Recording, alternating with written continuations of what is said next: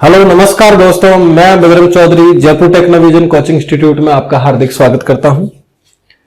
जैसा कि अपन ने पिछले आरसीसी के लेक्चर में अपन ने पढ़ा था, लिमिट स्टेट मेथड के बारे में पढ़ रहे थे। आज अपन लिमिट स्टेट मेथड को आगे पढ़ेंगे, जिसमें कंक्रीट का स्ट्रेस स्ट्रेन कर्व पढ़ेंगे। ठीक है, तो अपन कंक्रीट के स्ट्रेस स्ट्रेन कर्व की बात करते हैं। तो कंक्रीट कैसा होता है? एक नॉन लीनियर इलास्टिक मटेरियल होता है, जिसमें limit state method, working stress method में कंक्रीट को एक इलास्टिक मटेरियल माना जाता है, जबकि लिमिट स्टेट मेथड में एक नॉन लीनियर इलास्टिक मटेरियल माना जाता है। इसका stress strain curve non linear बनता है। जैसा कैसा बनता है उसको अपन बनाए।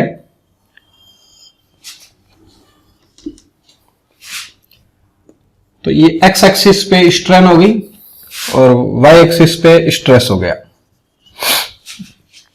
तो ये जो कर्व है, आइडियल जो स्ट्रेस स्ट्रेन कर्व कंक्रीट का बनता है, वो इस प्रकार से बनता है।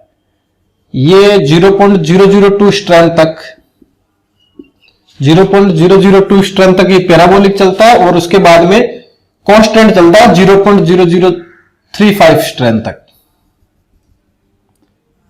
ये 0.0035 स्ट्रेन तक कांस्टेंट चलता है। ये कंक्रीट की बेंडिंग कंप्रेशन में मैक्सिमम स्ट्रेन होती है। कंक्रीट की बेंडिंग कंप्रेशन में मैक्सिमम स्ट्रेन होती है। इस स्ट्रेन पर आकर कंक्रीट है वो फेल हो जाती है। तो ये जो स्ट्रेस स्ट्रेन कर्व है, ये मैंने जैसे कंक्रीट के क्यूब का बनाया। तो ये जैसे यहां पर जो स्ट्रेस है, यहां से लेके यहां तक स्ट्रेस की वैल्यू चेंज नहीं हुई है। जो स्ट्रेस यहां पे है, जैसे इधर बनाएंगे तो स्ट्रेस का मान जो आएगा यहां पे, जैसे कितना आएगा, एफ सी क्या आएगा, वही स्ट्रेस यहां से लेके यहां तक एक समान है। इसी प्रकार जैसे स्ट्रक्चर के लिए, स्ट्रक्चर की एक्चुअल स्ट्रेंथ के लिए बनाए तो कैसा कर्व बनेगा? ये ऐसा बनेगा। सेम थोड़ा उससे नीचे आ जाएगा, ये आ जाएगा 0.67 एफ सी के। डिजाइनिंग के लिए कर्व बनाए तो किस प्रकार से बनेगा? थोड़ा नीचे बनेगा और ये बनेगा 0.45 एफ सी के। ठीक है, तो ये कर्व कैसा बन रहा है? 0.002 तक पैराबोलिक, और उसके बाद में कैसा बन रहा है? इसको अपन कांस्टेंट कह सकते हैं।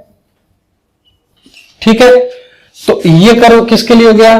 For cube 15 centimetre, 15 centimetre cube के लिए हो गया। ये किसके लिए हो गया?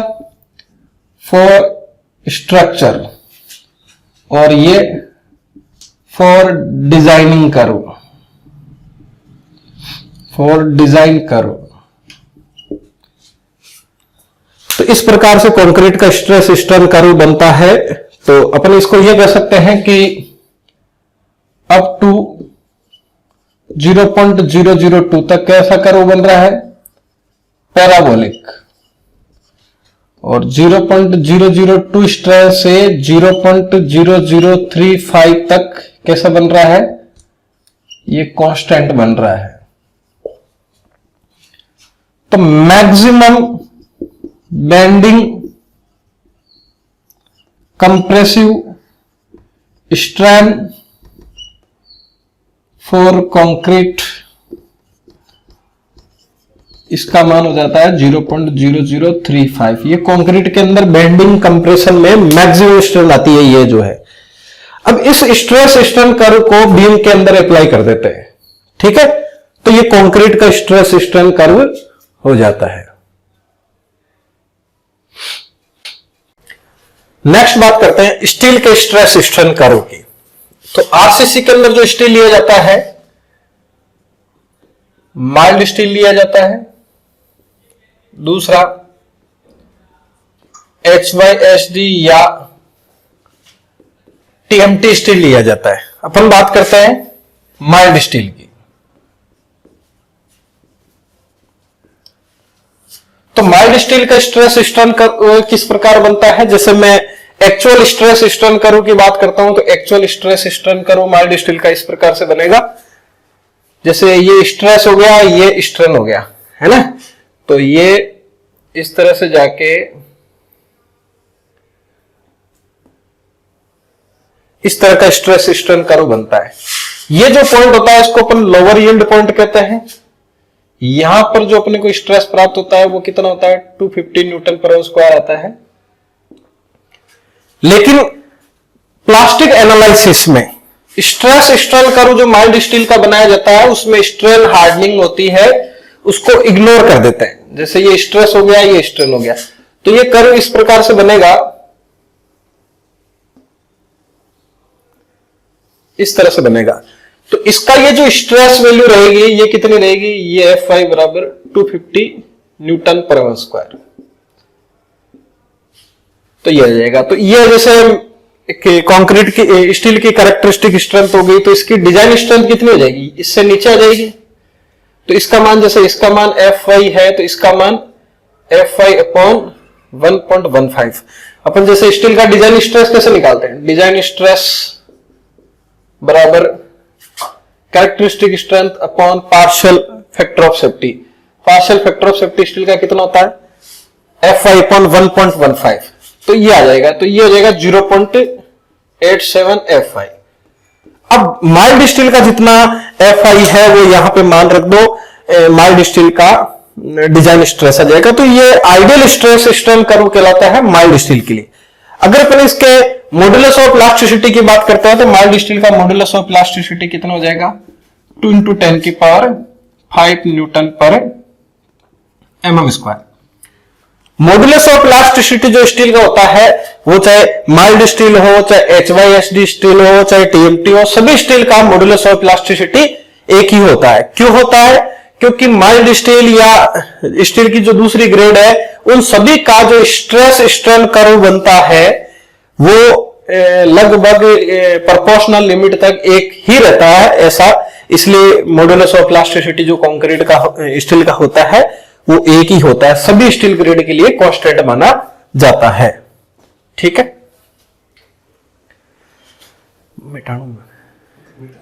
इसको स्टॉप कर दो फिर वापस चालू कर दो। नेक्स्ट बात करते हैं HYSD या TMT की। तो आपको पता है इनकी ग्रेड एक नहीं होती है, ये डिफॉर्मेड बार होती है। इनकी ग्रेड कौन कौन सी होती है, FE 415, FE 500, FE 550। मार्केट में और भी ग्रेड चलती है लेकिन अपने सिलेबस के अकॉर्डिंग अपन देखें तो अपन इन्हीं ग्रेड के बारे में पढ़ते हैं। ये सभी ग्रेड कैसी है, इनको क्या कहते हैं, डिफॉर्म्ड वायर कहते हैं। ठीक है, तो इनका स्ट्रेस स्ट्रेन कर्व बनाओ, चाहे इसके लिए बनाओ, चाहे इसके लिए बनाओ, चाहे इसके लिए बनाओ, स्ट्रेस स्ट्रेन कर्व किस प्रकार बनता है।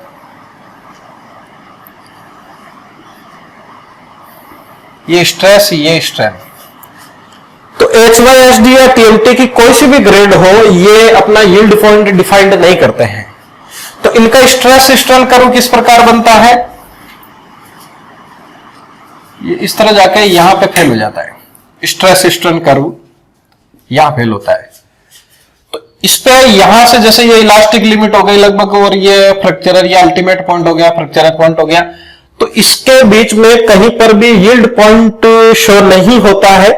तो यील्ड पॉइंट निकालने के लिए अपन क्या करते हैं, 0.2% स्ट्रेन पर इनिशियल स्ट्रेस स्ट्रेन के पैरेलल एक लाइन ड्रॉ करते हैं। ये लाइन ड्रॉ करते हैं, ये जिस पॉइंट पे काटती है उस पॉइंट पर जो स्ट्रेस आता है उसको अपन बोलते हैं प्रूफ स्ट्रेस। ठीक है, इस प्रूफ स्ट्रेस को ही लगभग यील्ड स्ट्रेस मान लिया जाता है और इसी के आधार पर स्टील का डिजाइन स्ट्रेस निकाला जाता है। तो डिजाइन स्ट्रेस कहां होगा, इससे थोड़ा सा नीचे हो जाएगा, यह यहां आ जाएगा। तो डिजाइन स्ट्रेस जिसको अपन FD बोलेंगे, तो डिजाइन स्ट्रेस आ जाएगा F5 अपॉन 1.15 यानी 0.87 F5। अब ये 415 के लिए तो 415 के लिए आ जाएगा, 500 के लिए तो 500 आ जाएगा, FE 415 के लिए, FE 550 के लिए तो 550 के लिए हो जाएगा। जैसे मैं बात करता हूं FE 415, तो FE 415 का F5 कितना होगा 415 न्यूटन पर स्क्वायर। तो ये एक प्रकार से 415 का यील्ड स्ट्रेस नहीं होकर ये है प्रूफ स्ट्रेस, लेकिन इसको प्रूफ स्ट्रेस को ही यील्ड स्ट्रेस मानकर इसको स्टील का कैरेक्टरिस्टिक स्ट्रेंथ बोलेंगे। ये मानकर और इसका अपन डिजाइन स्ट्रेस निकाल देंगे। तो डिजाइन स्ट्रेस निकालेंगे तो क्या हो जाएगा, डिजाइन स्ट्रेस होता है Fy अपॉन 1.15 यानी 0.87 Fy। तो 0.87 Fy की जगह अपन कितना रख देंगे 415, तो ये लगभग 361 न्यूटन पर स्क्वायर के अप्रोक्स इसकी वैल्यू आ जाएगी। ठीक है, तो ये स्टील का यानी इस पॉइंट पे आपको इससे थोड़ा नीचे जो स्ट्रेस यहां मिलेगा 415 के लिए आपको यह स्ट्रेस मिलेगा 361 न्यूटन पर स्क्वायर। ठीक है, अब इसके मॉड्यूलस ऑफ इलास्टिसिटी की बात करता है तो मॉड्यूलस ऑफ इलास्टिसिटी इसका भी कितना होता है 2 × 10⁵ न्यूटन पर mm स्क्वायर या 2 × 10⁵ मेगा पास्कल भी कह सकते हैं। स्टील की सभी ग्रेड का मॉड्यूलस ऑफ इलास्टिसिटी एक ही होता है। ठीक है, तो अपन बात करते हैं नेक्स्ट अजम्पशन इन लिमिट स्टेट कोलैप्स इन बेंडिंग। बेंडिंग के अंदर जो लिमिट स्टेट है उसके अंदर बेंडिंग के अंदर क्या अजम्पशन होते हैं उनकी बात करते हैं। तो पहला अजम्पशन क्या है कि एक प्लेन सेक्शन बेंडिंग से पहले और बेंडिंग के बाद कैसा रहता है, एक समान रहता है। यह अजम्पशन अपने को क्या कहता है कि जैसे ये कोई बीम है, इसका क्रॉस सेक्शन बेंडिंग से पहले भी अगर रेक्टेंगुलर है तो बेंडिंग के बाद में भी रेक्टेंगुलर रहता है। तो जैसे ये न्यूट्रल एक्सिस होगी, ठीक है, तो न्यूट्रल एक्सिस होगी, इसके नीचे टेंशन जोन अपन ने यहाँ स्टील लगाया, यहाँ कंक्रीट है या टेंशन जोन में स्टील लगा दिया, तो इसका जो स्ट्रेन डायग्राम बनेगा ये कैसा बनेगा, ये लीनियर बनेगा। इस थ्योरी से अपने को यह प्राप्त होता है कि कंक्रीट का जो स्ट्रेन डायग्राम है, बेंडिंग स्ट्रेन डायग्राम है, वो लीनियरली प्राप्त होगा, जिसमें न्यूट्रल एक्सिस पर बेंडिंग स्ट्रेन का मान 0 है और आउटर मोस्ट पोर्शन में बेंडिंग स्ट्रेन का मान मैक्सिमम है। तो इस पोर्शन में जो स्ट्रेन आ रही है वो कंक्रीट के अंदर या टॉप में मैक्सिमम कितनी आ रही है, बेंडिंग के अंदर मैंने अभी जस्ट बताया था कंक्रीट के अंदर मैक्सिमम बेंडिंग स्ट्रेन आती है 0.0035। ठीक है, तो इसको कंक्रीट की स्ट्रेन बोलेंगे और यहां पे जो स्ट्रेन आ रही है ये स्टील की टेंसाइल स्ट्रेन होती है। तो ये जो अजम्पशन है ये बर्नौली का अजम्पशन कहलाता है और ये लिमिट स्टेट मेथड और वर्किंग स्ट्रेस मेथड दोनों के अंदर एप्लीकेबल होता है। ध्यान रखना, कई बार पूछा जाता है कि ये अजम्पशन किसके लिए एप्लीकेबल होता है, दोनों मेथड में एप्लीकेबल होता है और इस अजम्पशन से अपने को बेंडिंग स्ट्रेन डायग्राम लीनियरली प्राप्त होता है। ये स्ट्रेस का इसमें कोई रोल नहीं, स्ट्रेन की बात कर रहा होता है, ये बेंडिंग स्ट्रेन है।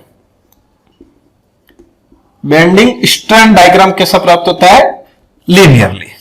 ठीक है, दूसरा अजम्पशन ये कह रहा है कि कंक्रीट की जो बेंडिंग कंप्रेसिव स्ट्रेन है, कंक्रीट की मैक्सिमम बेंडिंग कंप्रेसिव स्ट्रेन है, उसका मान लिमिट स्टेट मेथड के लिए उसका मान 0.0035 प्राप्त होता है। जैसे ये है, वर्किंग स्ट्रेस मेथड में ये स्पेसिफाइड नहीं है, लिमिट स्टेट मेथड में ये कहा गया है कि कंक्रीट की मैक्सिमम बेंडिंग कंप्रेसिव स्ट्रेन कितनी आती है 0.0035। ठीक है, ये केवल लिमिट स्टेट मेथड के अंदर ही एप्लीकेबल है। तो कंक्रीट की मैक्सिमम बेंडिंग स्ट्रेन कितनी 0.0035, ये ओनली लिमिट स्टेट मेथड के अंदर ही आता है। थर्ड अजम्पशन क्या कह रहा है कि कंक्रीट की जो टेंसाइल स्ट्रेंथ है, कंक्रीट की टेंसाइल स्ट्रेंथ है, यानी जैसे ये बीम है, ये टेंशन जोन है, इसमें जो कंक्रीट लग रही है, इस कंक्रीट की जो टेंसाइल स्ट्रेंथ है उसको अपन नेग्लिजिबल मानते हैं, ये बहुत कम होती है, उसको अपन नगण्य मानते हैं और ये मानते हैं कि टेंशन जोन में जो भी लोड आएगा या जो लोड लेगा वो कौन लेगा, स्टील लेगा, कंक्रीट नहीं लेगा। ये अजम्पशन भी आपका limit state method and working stress method दोनों के अंदर प्राप्त होता है। नेक्स्ट 4 नंबर अजम्पशन की बात करते हैं अपन। तो इसमें क्या है कि कंक्रीट के लिए पार्शियल सेफ्टी फैक्टर जो होता है उसका मान कितना माना जाता है 1.5 और स्टील के लिए पार्शियल सेफ्टी फैक्टर होता है उसका मान माना जाता है 1.15।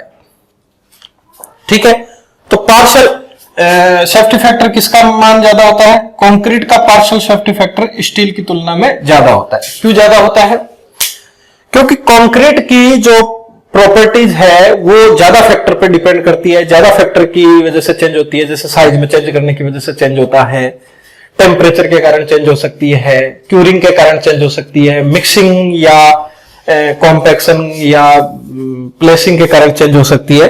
तो इसलिए कंक्रीट की प्रॉपर्टीज में चेंज आने की संभावना ज्यादा होने के कारण उसको एक तरह से सेव करने की ज्यादा जरूरत होती है। तो कंक्रीट के लिए सेफ्टी फैक्टर ज्यादा रखते हैं। तो इससे क्या होता है कि कंक्रीट का जो डिजाइन स्ट्रेस है वो कितना प्राप्त हो जाता है, आपने निकाला था डिजाइन स्ट्रेस या डिजाइन स्ट्रेंथ कंक्रीट की कितनी प्राप्त होती है, 0.45 FCK। और स्टील का डिजाइन स्ट्रेस कितना प्राप्त होता है, स्टील का ये प्राप्त होता है 0.87 FI। ठीक है, ठीक है। नेक्स्ट अजम्पशन की बात करते हैं कि स्टील की टेंसाइल स्ट्रेंथ का मान कितना होता है। जैसे ये बीम है, ये न्यूट्रल एक्सिस होगी, ये टेंशन जोन में AST लग रहा है। तो इसकी बेंडिंग स्ट्रेंथ का मान कैसा बनता है, बेंडिंग स्ट्रेंथ का मान लीनियरली प्राप्त होता है। तो ये स्टील की बेंडिंग स्ट्रेन हो, बीम की बेंडिंग स्ट्रेन होगी।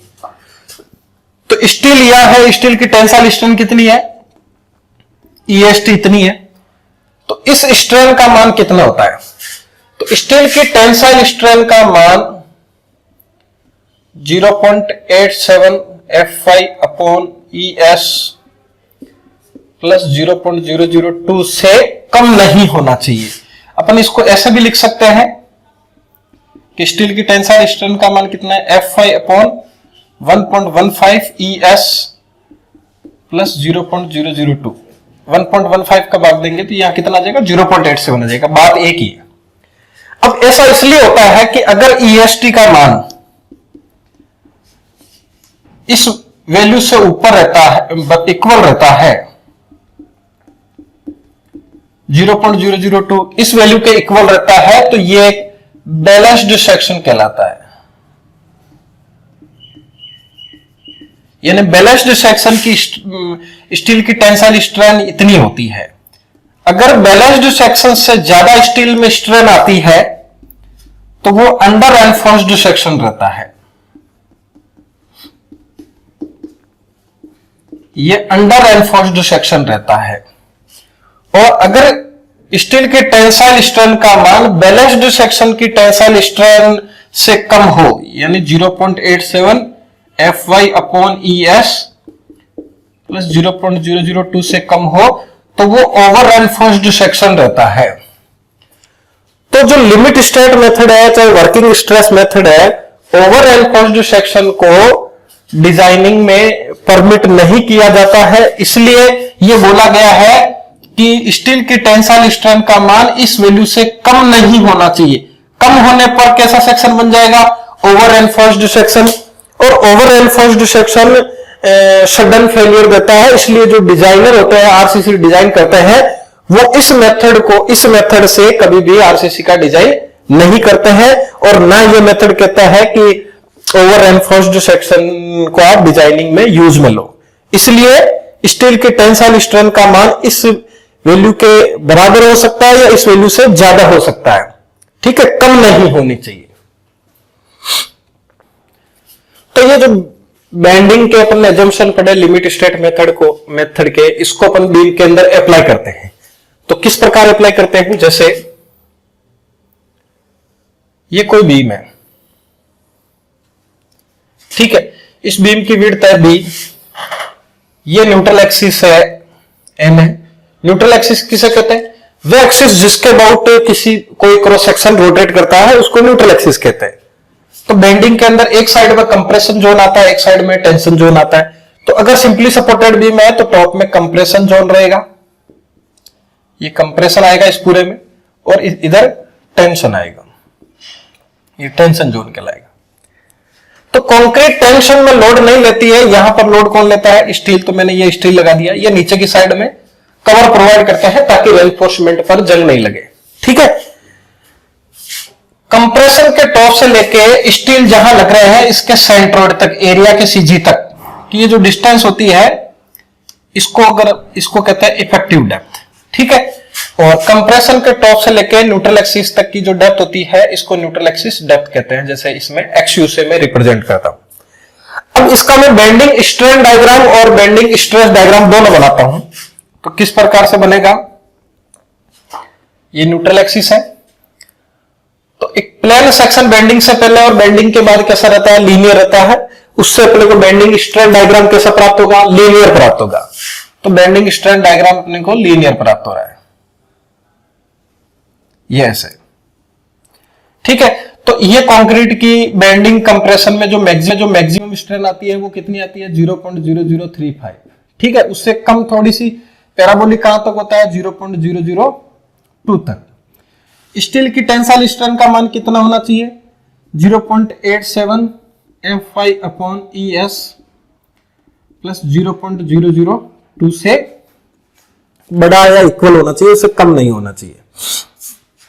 सिमिलर ट्राइंगल से इसका मान निकालेंगे, ये दो सिमिलर ट्राइंगल, एक बड़ा वाला एक छोटा वाला, तो इससे ये जो मान आ जाएगा ये आ जाएगा 3/7 XU, ये मान आ जाएगा 4/7 XU। ठीक है, अब इसका बेंडिंग स्ट्रेस डायग्राम बनाएंगे। बेंडिंग स्ट्रेस डायग्राम कैसे बनेगा, इसमें लीनियर नहीं बनता है, टेंसाइल लोड ले रहा है स्टील T। इस 0.002 तक कर्व कैसा बन रहा था, स्ट्रेस स्ट्रेन कर्व देखा ना अपने कंक्रीट का, ये कंक्रीट है कंप्रेशन में, तो 0.002 तक स्ट्रेन तक कर्व कैसा बन रहा था, पैराबोलिक, ये पैराबोलिक। ठीक है, 0.002 से 0.0035 तक कर्व कैसा बन रहा था, कांस्टेंट। तो इसको अपन कांस्टेंट चलाएंगे तो ये ऊपर वाला पोर्शन एक तरह से रेक्टेंगुलर बन जाएगा। तो यहां स्ट्रेस कितना आएगा, 0.45 FCK। ठीक है, ये स्ट्रेस है, उतना ही स्ट्रेस ये है। यहां पर ये कंप्रेसिव फोर्स लगेगा C। ठीक है, तो इस 3/7 XU इस रेक्टेंगुलर पोर्शन की डेप्थ हो गई, कितनी होगी, 3/7 XU, यानी इसको 0.42 XU कह सकते हैं। ठीक है, और इस पोर्शन की डेप्थ कितनी हो गई, इसकी ये है 4/7 XU, ये 4/7 XU हो गई। यहां से लेके और यहां तक की जो डेप्थ है ये लीवर आर्म कहलाती है। लीवर आर्म कितनी होगी, ये टोटल डेप्थ कितनी है, इफेक्टिव डेप्थ D में से ये 0.42 XU माइनस कर दो, D माइनस 0.42 XU। ये लीवर आर्म को मैं Z से दर्शा देता हूं, ये लीवर आर्म का मान आ गया। ठीक है, और ये जो पोर्शन है ये पैराबोलिक कहलाता है। ठीक है, तो इस पोर्शन को और इस पोर्शन को मिला के ये कहलाता है area of stress block, area of stress block. ठीक है, तो जो अपन ने एजम्पशन पढ़े, जो स्ट्रेस स्ट्रेन कर्व पढ़े हैं, उनको आरसीसी बीम में इस तरह से अप्लाई करते हैं, जैसे सिंगली रेनफोर्स्ड बीम है तो उसको इस तरह से अप्लाई करेंगे। ठीक है, अब इसमें ये पढ़ेंगे कि ये जो एरिया ऑफ स्ट्रेस ब्लॉक है इसका मान कितना होता है। तो इसका मान कैसा आएगा, इस रेक्टेंगुलर पोर्शन का एरिया निकाल दो, इस पैराबोलिक का निकाल कर इन दोनों को क्या कर दो, ऐड कर दो, तो एरिया ऑफ स्ट्रेस ब्लॉक आ जाएगा। ठीक है,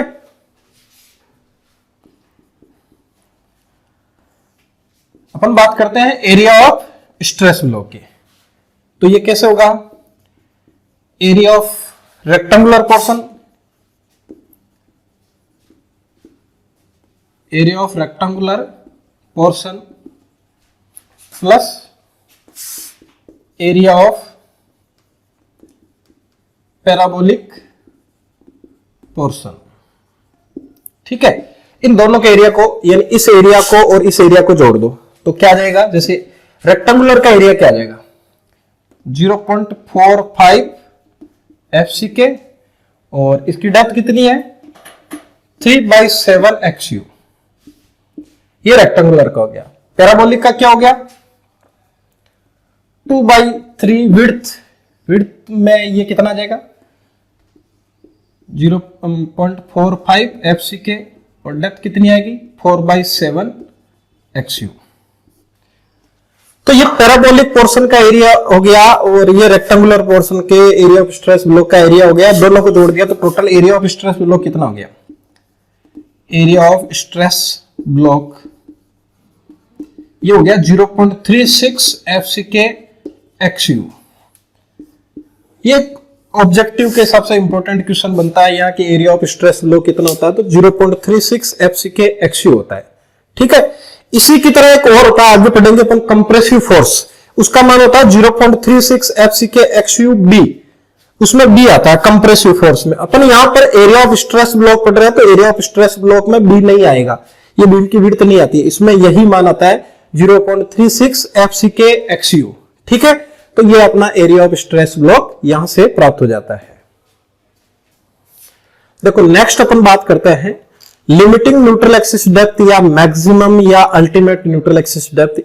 इसको XU लिमिटिंग या XU मैक्स से दर्शाते हैं ना, ये XU मैक्स या मैक्सिमम न्यूट्रल एक्सिस इससे दर्शाते हैं।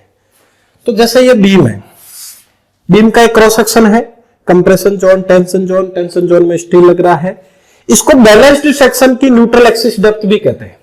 ये जो लिमिटिंग न्यूट्रल एक्सिस डेप्थ है या मैक्सिमम न्यूट्रल एक्सिस डेप्थ है, इसको बैलेंस्ड सेक्शन की न्यूट्रल एक्सिस डेप्थ भी कहते हैं। तो यहां से लेके यहां तक की जो डेप्थ है, इसको मैंने क्या बोला, XU लिमिटिंग। ठीक है, तो यहां से लेके यहां तक की डेप्थ कितनी रह जाएगी, ये टोटल कितनी है, इफेक्टिव डेप्थ D। तो यहां से XU लिमिटिंग है तो ये हो जाएगी D माइनस XU लिमिटिंग। ठीक है, अब मुझे इस XU लिमिटिंग का मान निकालना है, यानी बैलेंस्ड सेक्शन की न्यूट्रल एक्सिस डेप्थ का मान निकालना है। तो ये डायग्राम कौन सा कहलाता है, बेंडिंग स्ट्रैंड डायग्राम कहलाता है। तो बेंडिंग स्ट्रैंड डायग्राम कैसा बन रहा है, एक सिमिलर ट्राइंगल की तरह बन रहा है, लीनियर है, तो इससे मैं सिमिलर ट्राइंगल से इसका मान निकाल सकता हूं। एक चीज ध्यान रखना, यहां अपन लिमिट स्टेट मेथड में निकाल रहे हैं, इसमें लिमिट स्टेट मेथड में इसको लिमिटिंग न्यूट्रल एक्सिस डेप्थ या मैक्सिमम या अल्टीमेट न्यूट्रल एक्सिस डेप्थ कहते हैं। इसी प्रकार जब अपन ने वर्किंग स्ट्रेस मेथड पढ़ा था तो उसमें अपन ने पढ़ा था क्रिटिकल न्यूट्रल एक्सिस डेप्थ। ठीक है, तो critical neutral axis depth bending strain diagram के आधार पर नहीं निकल रही थी, वो बेंडिंग स्ट्रेस डायग्राम के आधार पर निकल रही थी। तो उसमें भी बेंडिंग स्ट्रेस डायग्राम कैसा बन रहा था, लीनियर बन रहा था, एक सिमिलर ट्राइंगल बन रहे थे। तो उसमें अपन बेंडिंग स्ट्रेस डायग्राम के आधार पर निकाल रहे थे, यहां पर अपन बेंडिंग स्ट्रेन डायग्राम के आधार पर निकाल रहे हैं। तो कैसे निकालेंगे, इसको और इसको सिमिलर ट्राइंगल की तरह रख दो, 0.0035 अपॉन XU लिमिटिंग, ये कितना हो जाएगा 0.87 F5 अपॉन ES प्लस 0.002, और ये डेप्थ कितनी होगी D माइनस XU लिमिटिंग। अब इसको इधर ले आएंगे, इसको इधर ले आएंगे और इसको भी अपन सोल्व कर लेंगे। तो D माइनस XU लिमिटिंग और ये इधर हो गया XU लिमिटिंग, और इधर कितना हो जाएगा 0.87 F5 प्लस 0.002 ES, और ES नीचे आ जाएगा, ये वैल्यू इधर आ जाएगी 0.0035 ES। इसका इसमें भाग देंगे, इसका देंगे, ये एक आएगा, एक को उधर ले जाएंगे, ये -1 है, उधर जाएगा तो +1 हो जाएगा। तो ये हो जाएगा D अपॉन XU लिमिटिंग, इधर 0.0035 ES आ गया, 0.87 F5 प्लस 0.002 ES, और उधर 1 आया तो उसकी जगह क्या आ जाएगा, ये आ जाएगा 0.0035 ES। तो ये माना जाएगा 0.87 F5 प्लस 0.0055 ES, और ये इधर आ जाएगा 0.0035 ES। अब इस वैल्यू को उल्टा कर देंगे तो XU लिमिटिंग अपॉन D, तो क्या हो गया 0.0035 ES, और इधर हो जाएगा 0.87 F5 प्लस 0.0055 ES। तो ये मेरा एक मान प्राप्त हुआ। मैं इसको आगे, तो ये मान प्राप्त हुआ। अब इसमें अपन क्या करेंगे, इसमें D क्या है, इफेक्टिव डेप्थ, F5 क्या है, 0.87 F5 क्या है, design stress of steel, F5 को characteristic strength of steel, ES क्या है, modulus of elasticity of steel. तो modulus of elasticity of steel का मान कितना होता है, सभी स्टील ग्रेड के लिए, चाहे बेंडिंग कंप्रेशन या मतलब टेंशन या बेंड कंप्रेशन की बात करें तब भी यही होता है, और सभी स्टील ग्रेड के लिए भी ये होता है। तो इसका मान यहां रख देंगे। तो एक्सयू लिमिटिंग अपॉन डी बराबर 0.0035 ES की जगह रख देंगे 2 × 10⁵ अपॉन 0.87 प्लस 0.005 ES की जगह रख देंगे 2 × 10⁵। तो ये मान कितना जाएगा, यह आ जाएगा 700 अपॉन 0.87 FY प्लस 1100, ये मान आ जाएगा एक्सयू लिमिटिंग का। ठीक है, तो इस वैल्यू जो ये वैल्यू आई इसको मैं क्या बोल दूंगा, क्या बोल दूंगा, के क्या कहलाएगा, limiting neutral axis depth factor,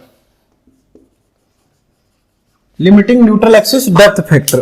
तो अब इस के का मान क्या हो गया, जैसे मैं इधर बनाता हूं, इस के का मान क्या हो गया 700 अपॉन 0.87 FY प्लस 1100, ये हो गया। तो इस के का मान किस पे डिपेंड करता है, इस के का मान केवल इस पे डिपेंड करता है 0.87 FY पे, यानी स्टील के डिजाइन स्ट्रेस पर ही डिपेंड करता है के का मान। ठीक है, अब यहां पर जैसे स्टील की ग्रेड अलग अलग ग्रेड होती है, Fe250 होती है, Fe415, Fe500। तो जैसे जैसे आप जिस ग्रेड का FY की जगह वैल्यू रखोगे उसका के का मान आ जाएगा या एक्चुअल लिमिटिंग अपॉन डी का मान आ जाएगा। ठीक है,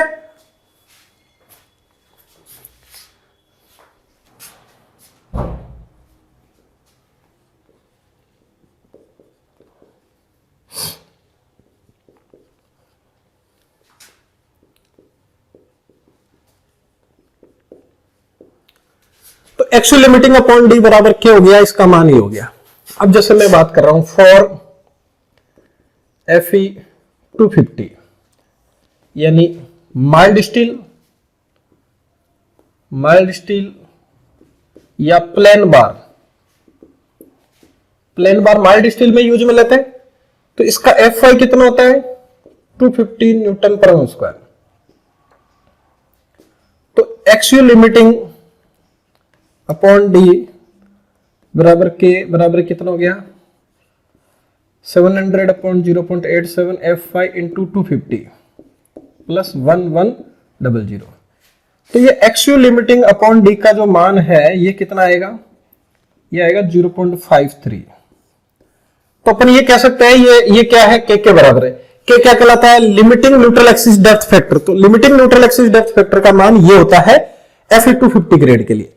इसी प्रकार अगर जब Fe415 के लिए निकालेंगे तो Fe415 का FY कितना है 45 न्यूटन पर स्क्वायर। तो ये जो फॉर्मूला है इसमें FY की जगह कितना रख देंगे 415 रख देंगे। तो एक्चुअल लिमिटिंग अपॉन डी यानी के का मान कितना आ जाएगा 0.48 आ जाएगा। ठीक है, इसी प्रकार Fe500 के लिए अगर अपन रखेंगे तो FY का मान कितना आ जाएगा, इसका FY कितना होता है 500 न्यूटन पर स्क्वायर। तो एक्चुअल लिमिटिंग अपॉन डी का मान कितना आ जाएगा, या के का मान 0.46, ये इसका मान आ जाएगा। कई बार ये डायरेक्टली मान भी पूछ सकता है कि कितना कितना होता है। आपको ये भी ध्यान रखना है, ये बहुत इंपॉर्टेंट है, ये कई बार पूछा जाता है। ठीक है, और इससे पहले जो मैंने ES की वैल्यू रखते हैं तो वो भी मान पूछा जाता है। तो आपको ये चीजें ध्यान रखनी है, ऑब्जेक्टिव में बहुत बार पूछी जाती है।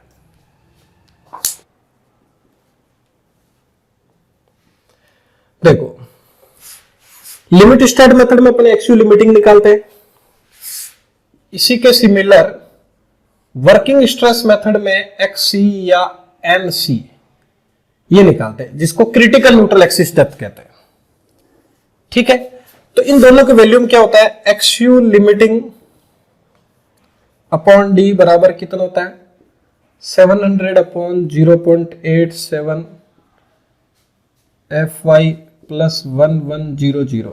इसको अपन के भी कहते हैं। के क्या कहलाएगा, यहाँ पे limiting neutral axis depth factor ये कहलाएगा। तो यहां एक्चुअल लिमिटिंग का मान किस पे डिपेंड करता है, एक तो इफेक्टिव डेप्थ पे, एक स्टील के डिजाइन स्ट्रेस पे। या मैं अगर बोलूं कि के का मान किस पे डिपेंड करता है तो केवल स्टील के डिजाइन स्ट्रेस पे। इसी प्रकार वर्किंग स्ट्रेस मेथड में एक्स सी का मान क्या होता है, या एन सी अपॉन डी का मान क्या होता है? इसका मान होता है M sigma CBC upon sigma S T M sigma CBC. इसको अपन क्या कहते हैं? K, critical neutral axis depth factor. ठीक है, तो मॉड्यूलर रेशियो यानी एम का मान कितना होता है? 280 upon 3 sigma CBC. Sigma CBC को इधर ले आएंगे तो सिग्मा सीबीसी बराबर कितना हो जाएगा? 280 अपॉन 3। ठीक है, अब इस वैल्यू को मैं यहां रख देता हूं, तो एक्स सी अपॉन डी या एन सी अपॉन डी कितना हो जाएगा? 280 upon 3 sigma S T plus 280 upon 3, है ना, इसको के बोलते हैं।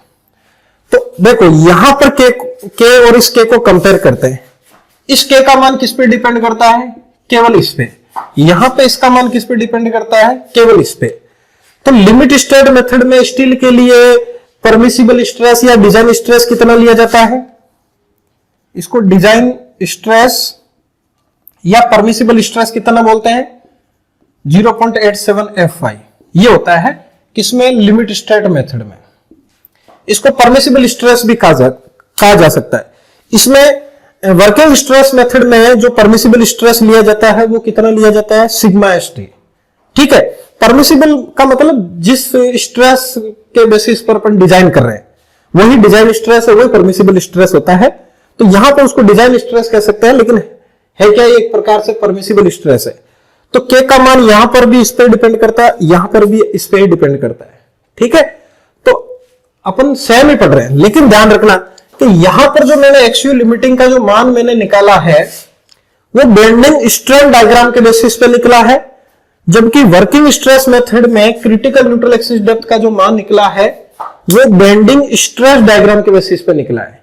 ठीक है, दोनों अलग अलग तरीके से, लेकिन दोनों क्या दर्शा रहे हैं? सेम चीज को दर्शा रहे हैं। मेथड दोनों का सेम ही है, कॉन्सेप्ट सेम है।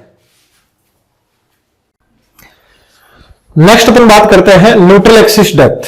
ये लिमिट स्टेट मेथड के अंदर चलता है, मैं कंपेयर करके पढ़ा रहा हूं आपको, है ना। एक्चुअल न्यूट्रल एक्सिस डेप्थ ये वर्किंग स्ट्रेस मेथड के अंदर है। इसको एक्स ए या एन से अपन दर्शाते हैं, है ना। यहां एक्स यू से दर्शाते हैं, ये एक्स यू है यहां पे। तो जैसे वर्किंग स्ट्रेस मेथड में अपन कैसे निकालते हैं? Moment of area in compression equal to moment of area in tension.